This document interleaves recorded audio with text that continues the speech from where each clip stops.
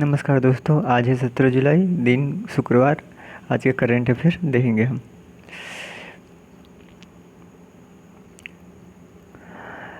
हाल ही में किस राज्य सरकार ने एसिड पीड़ितों को मासिक वित्तीय सहायता प्रदान करने का निर्णय लिया है? मध्य प्रदेश सरकार ने एसिड पीड़ितों को मासिक वित्तीय सहायता प्रदान करने का निर्णय लिया है। इसके तहत इन्होंने 5,000 रुपया एसिड पीड़ित व्यक्ति को देने जाने की बात कही है। यहाँ पे हाल ही में योजनाएं चलाई गई थी, रोको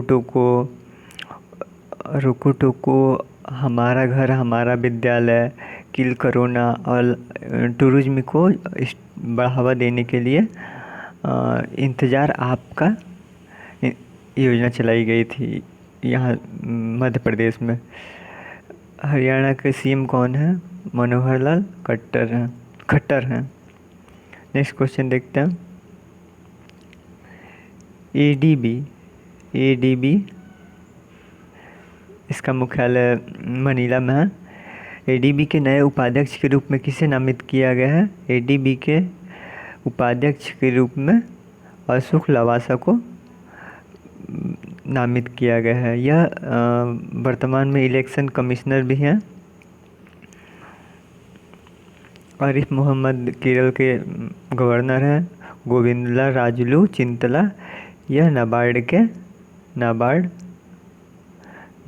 के चेयरमैन हैं। आरडी जिसका फुल फॉर्म होता है नेशनल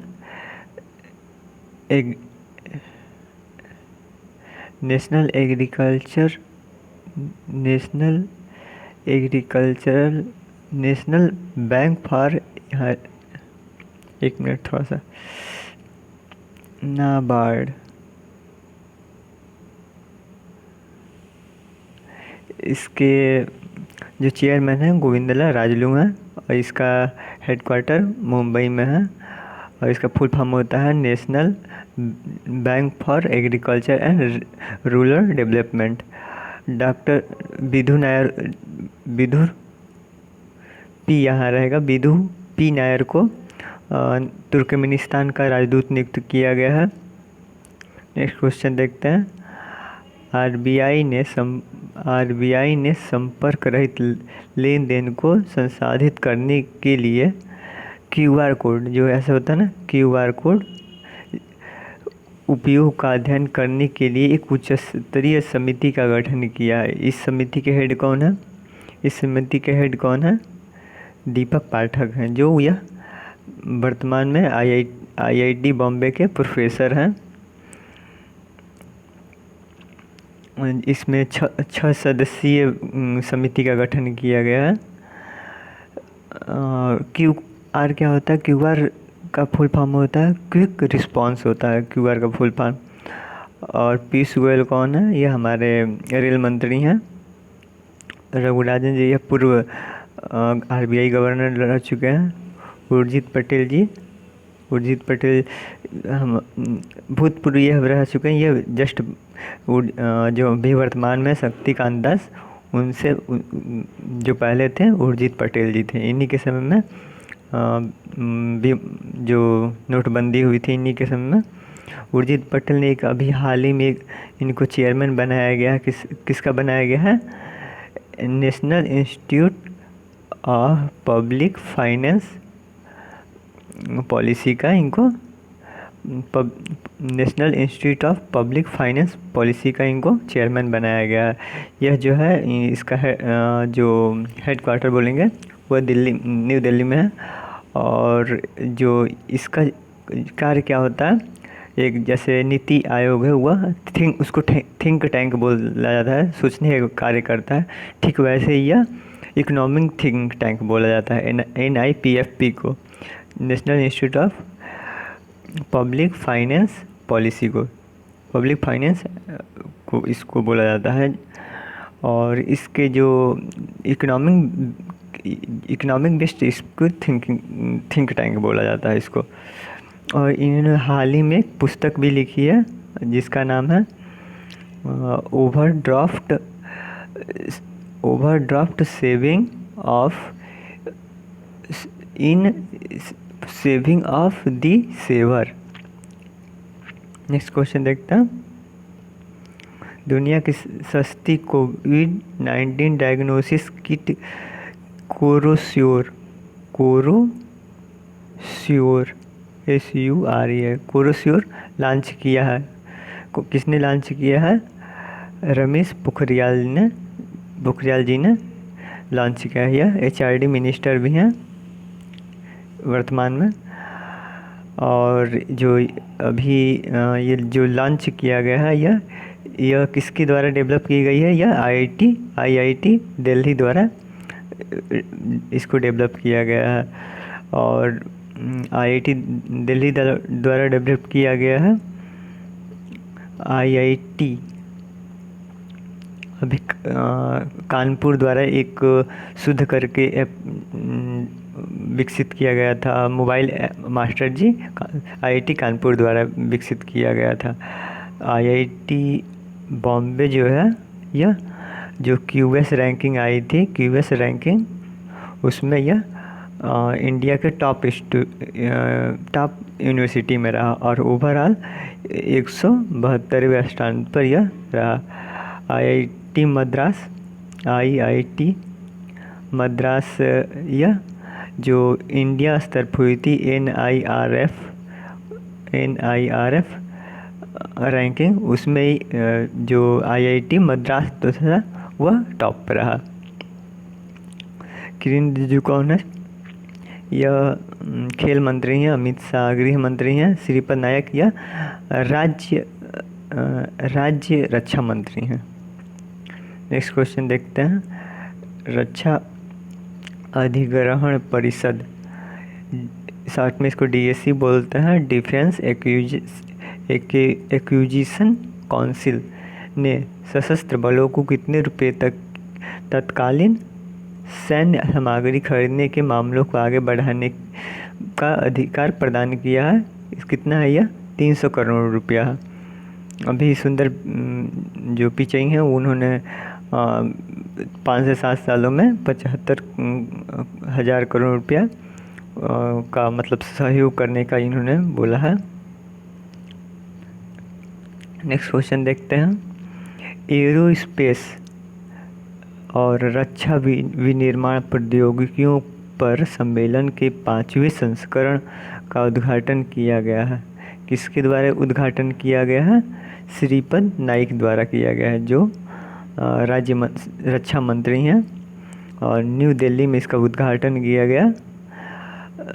इसका थीम क्या रखा गया है? थीम रखा गया है एम्पावरमेंट इंडिया विथ आत्मनिर्भर भारत मिशन।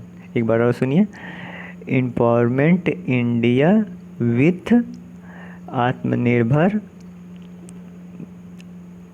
भारत मिशन, इसकी थीम रखी गई है। और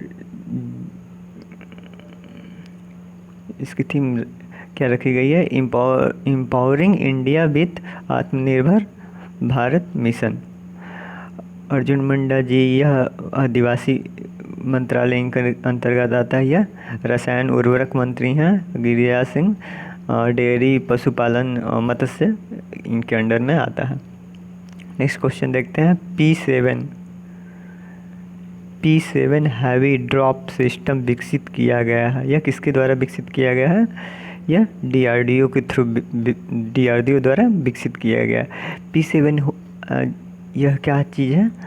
तो यह जो कहीं भी मतलब सैनिकों को कहीं मतलब जैसे बाढ़ आया है या फिर कहीं रेगिस्तान क्षेत्र में रहते हैं, वहाँ जो हेलीकॉप्टर है या फिर जो रहता है, इसको लैंडिंग नहीं कराई जा सकती है। तो वहाँ के लिए क्या सामान को ऊपर से ही नीचे मतलब दिया जाता है। तो उस सामान को नीचे आराम से उतारने के लिए ही ये P7 heavy drop system develop किया गया है। DRDO द्वारा डेवलप की गई है। और इसका प्रोडक्ट मतलब उत्पादन और बनाएगा कौन? L&T कंपनी इसको बनाएगी। और DRDO का हेडक्वार्टर कहाँ है? DRDO का हेडक्वार्टर न्यू दिल्ली में है। और इसके जो वर्तमान में हेड हैं G सतीश रेड्डी हैं। जी सतीश रेड्डी हैं। इसकी स्थापना 1958 में हुई थी। और एल&टी इसका उत्पादन करेगा, मतलब जो इसको मैन्युफैक्चरिंग करेगा जो एल&टी ही करेगा। और एल&टी के हेड कौन है? एस.एन. सुब्रमण्यम है। एनटीपीसी ने भी हाल ही में CII-ITC सस्टेनेबिलिटी अवार्ड जीता है, 2019 में इसने जीता है। और बेल को भारत इलेक्ट्रॉनिक लिमिटेड इसको air force authority of India AAI air force authority of India ने व्यावसायिक परियोजनाओं के लिए MOU साइन किया है, मतलब समझौता ज्ञापन साइन किया है, मतलब समझौता इन दोनों के बीच हुआ है। नेक्स्ट क्वेश्चन देखते हैं।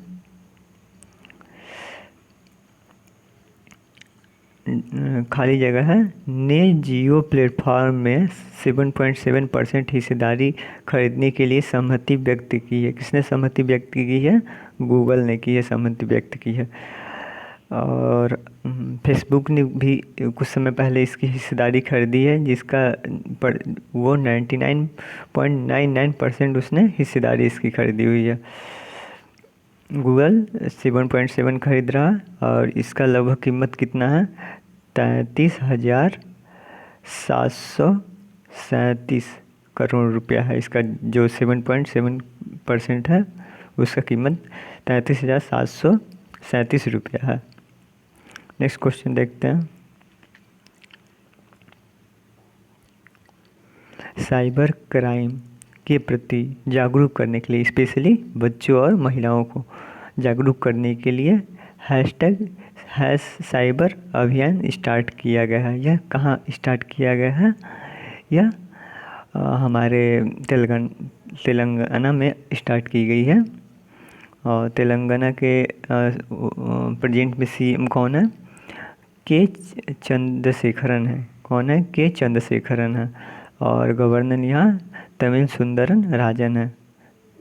गवर्नर कौन है? तमिल सुंदरम राजन यहाँ के वर्तमान में गवर्नर है। नेक्स्ट क्वेश्चन देखते हैं।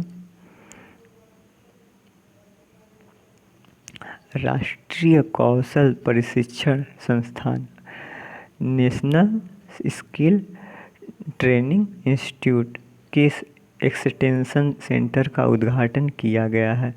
कहाँ उद्घाटन किया गया है? NSTI का उद्घाटन कहाँ किया गया है? इसका उद्घाटन इम्फाल में किया गया है। इम्फाल में किया गया है। इम्फाल मणिपुर की राजधानी है। और यहाँ के जो अभी वर्तमान में जो CM है वीरेंद्र सिंह है। और यहाँ गवर्नर नजमा हेपतुल्ला है। असम की राजधानी दिसपुर है। और यहाँ के जो CM है सर्बानंद सोनोवाल हैं।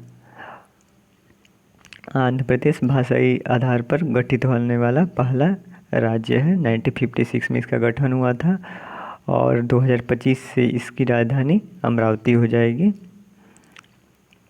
चलिए नेक्स्ट क्वेश्चन देखते हैं। धेमाजी जिले में पोबा रिजर्व फॉरेस्ट को एक वन्य जीव अभयारण्य में अपग्रेड किया जाएगा। मतलब पोबा रिजर्व जो फॉरेस्ट है इसको वहाँ की गवर्नमेंट ने घोषणा की है कि पोबा रिजर्व फॉरेस्ट इसको एक वन्य जीव अभयारण्य में, वाइल्ड लाइफ सेंचुरी में इसको अपग्रेड किया जाएगा। तो वही पोबा रिजर्व फॉरेस्ट यह कहाँ स्थित है? यह असम राज्य में स्थित है। वहाँ के जो CM हैं सर्बानंद सोनोवाल, उन्होंने यह घोषणा की है कि पोबा रिजर्व फॉरेस्ट को एक वन्य जीव अभयारण्य में अपग्रेड कर दिया जाएगा। और जो असम में और भी जैसे वहाँ जो वहाँ के CM हैं उनको हाल ही में श्यामा प्रसाद मुखर्जी अवार्ड भी दिया गया है। और वहाँ में कामाख्या मंदिर है, शुक्रेश्वर मंदिर है वहाँ पे। असम में 5 5 पहले थे नेशनल पार्क, जिसका नाम है डिब्रू सुखोवा, काजीरंगा, मानस करके है, फिर नमोरी है, फिर औरंगा करके है।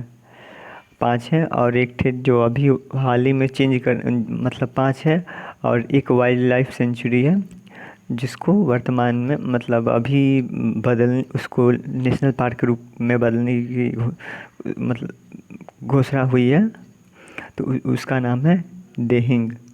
क्या नाम है? देहिंग। इसको नेशनल पार्क में परिवर्तित किया जाएगा, आने वाले कुछ दिनों में परिवर्तित हो जाएगा। तो इस पर असम में पहले से 5 नेशनल पार्क हैं, अब उसमें 6 नेशनल पार्क हो जाएंगे। चलिए नेक्स्ट क्वेश्चन देखते हैं।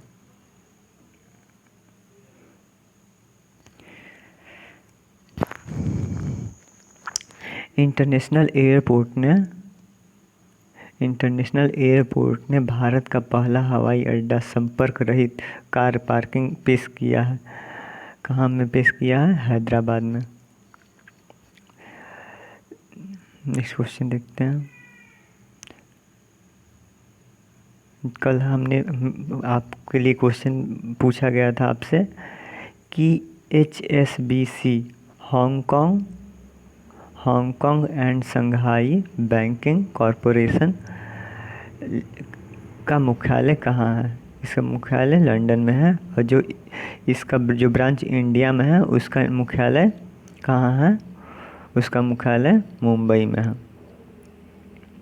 नेक्स्ट क्वेश्चन देखते हैं। आज का क्वेश्चन आपके लिए है कि DRDO का मुख्यालय कहाँ है? आपको बताना है। चलिए आज के लिए बस इतना ही। धन्यवाद। अगर वीडियो आपको अच्छा लगा तो लाइक कीजिए और अपने दोस्तों को भी शेयर कीजिए।